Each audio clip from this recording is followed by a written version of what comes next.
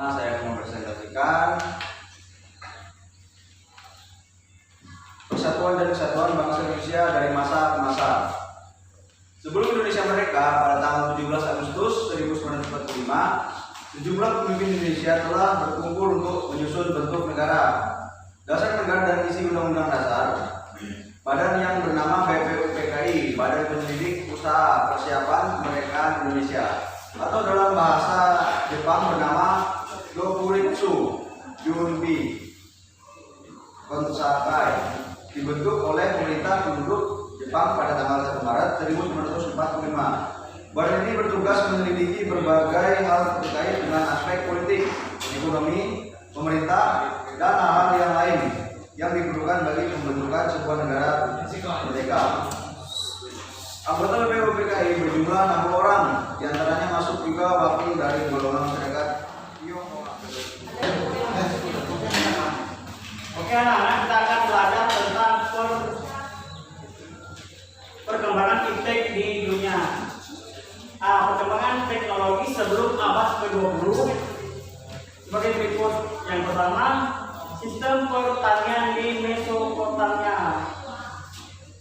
Belasan ribu tahun lalu, warga Mesopotamia mulai mengembangkan sistem pertanian.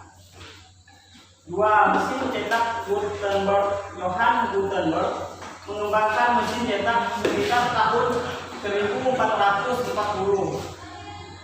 Dan yang ketiga, revolusi industri.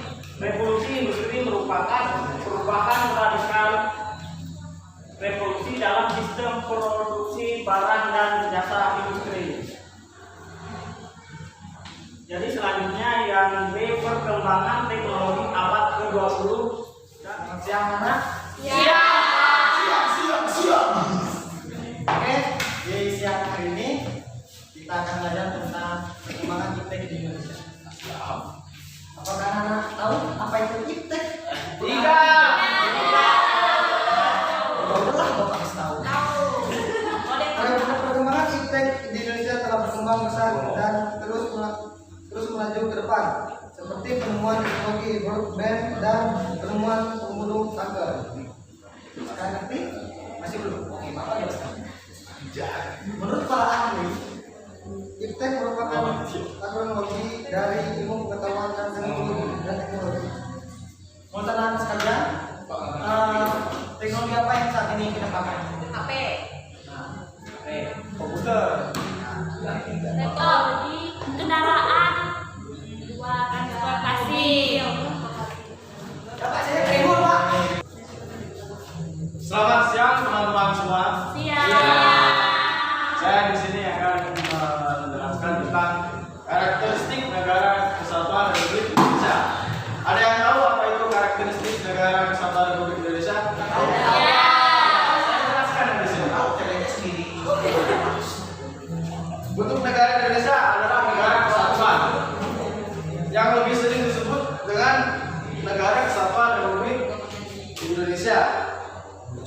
Pernyataan yang secara tegas menyatakan bahwa Indonesia adalah negara kesatuan tertuang dalam Undang-Undang Dasar Negara Republik Indonesia tahun 1945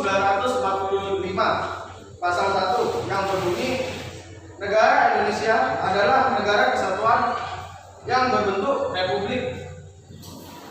Pasal dalam Undang-Undang Negara Republik Indonesia tahun 1900. Sekian dan terima kasih.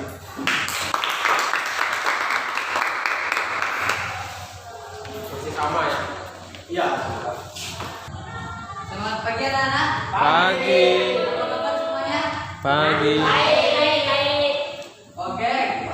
Saya di sini sebagai guru. Saya guru PKN.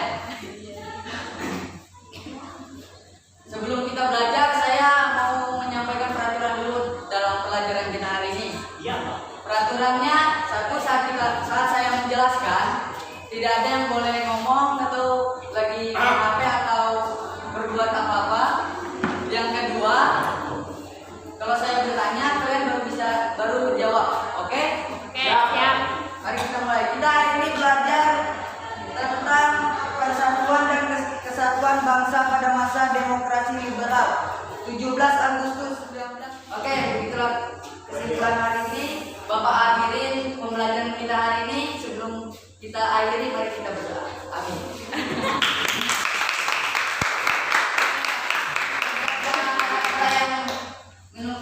Atau yang tidak dipahami, saya mohon maaf. Selamat siang semuanya. Oke, pada hari ini gimana kabarnya? Alhamdulillah baik. Baik. Sehat?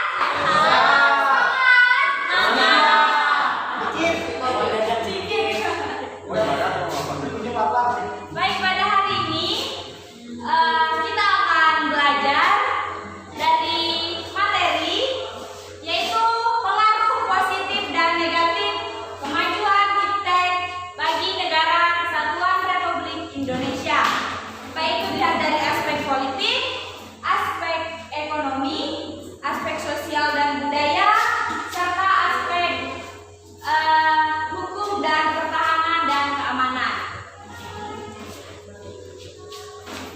Di sini ada yang tahu mengapa iptek itu mempunyai pengaruh positif dan negatif bagi Kesatuan Republik Indonesia? Oke. Iptek ini bersifat netral. Mengapa dia bersifat netral? Karena iptek ini mempunyai pengaruh positif dan negatif. Jadi pengaruh positif dan negatif ini dapat kita lihat dari kita manusia yang menjalankan iptek ini. Bagaimana kita menjalankannya itu akan membuat kita memiliki dampak positif dan negatifnya. Nah, pengaruh iptek negatif dan positif bagi NKRI. Ya, baik itu dilihat dari aspek politik, aspek ekonomi, aspek sosial budaya, dan aspek pertahanan dan keamanan.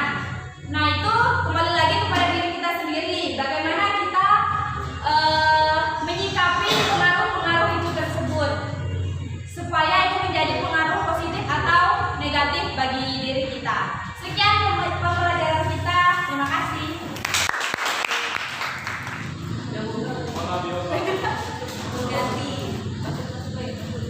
Selamat siang semua.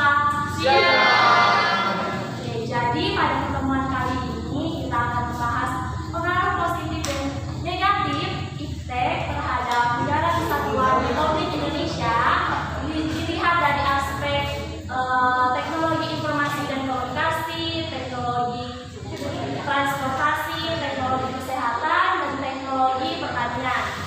Jadi kita mulai dari teknologi informasi dan komunikasi. Teman-teman sudah tahu nih?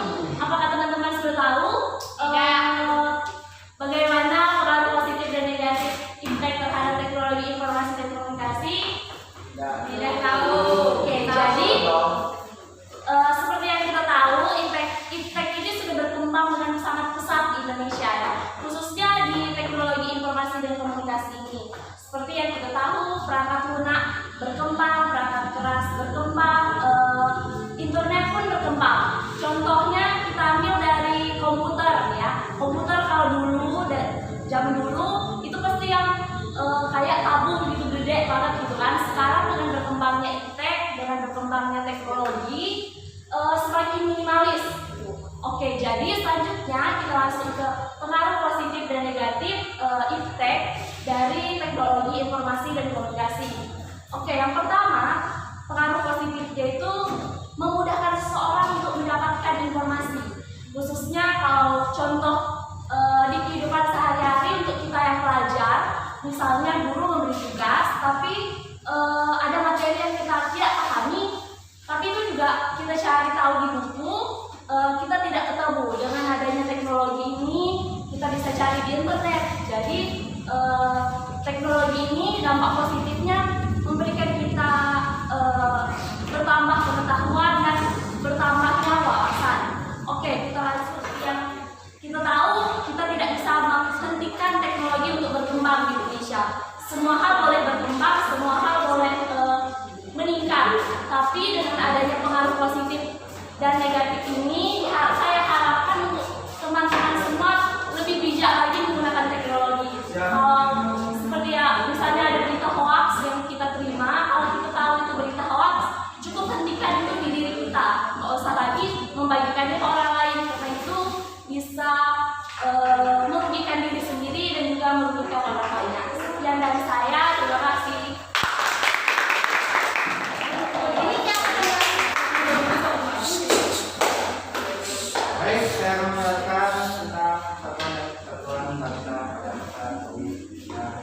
Serikat.